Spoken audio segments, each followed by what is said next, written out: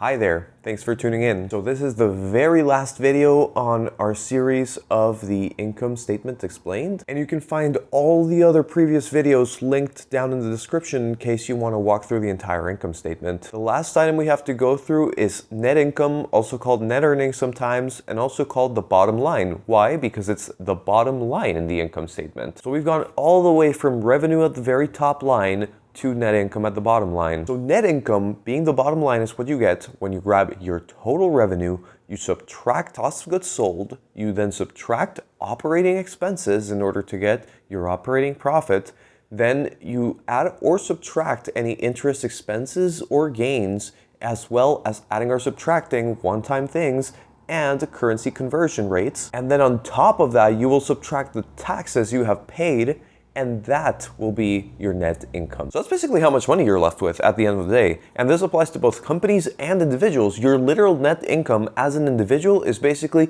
what you earn from a job or whatever you do for money, and then taking out any taxes or deductions that are given to you. And really what net income represents is basically by how much does your revenue exceed your total expenses. This number can actually be negative. For a lot of companies, it's actually negative, or maybe they have a year with negative net income. Take Amazon, for example. They don't always have a positive net income, and as a matter of fact, before the 2010s, they pretty much always had a negative net income. So depending on the nature of the business, net income may look different. A lot of companies that are in early stages probably won't make any sort of net profit for a while. And if you see a company that has consistently had positive net income numbers and then posts a negative year, well, you want to kind of dive in and see why exactly this happened. And net income is also a number that will be used in other calculations, especially in the world of corporate finance. For example, net income is what you use to get earnings per share. Basically, you grab the net income and you divide it by the total amount of shares a company has, and that is your earnings per share. And you can use it to calculate other items such as free cash flow as well, where the calculation starts with net income. And the other metric I want to give you is net profit margin, which is basically profit visualized as a percentage. What percentage of revenue is getting turned into profit? And in order to get that number, all we have to do is divide net profit by revenue and then multiply it by 100 just to get it as a solid percentage. And something that is important to look at is also the rate of change of this net income margin. It's cool to see it as an isolated number for a given fiscal year, but you want to see how this net income margin has been changing on a year-over-year basis. If a company turns 5% of their revenues into net income, but has consistently been upping those margins by maybe half a percentage year over year, that's a sign of good management or good health. On the flip side, if a company used to turn 10% of its revenue into profits and now turns only 5%, maybe 5 years later,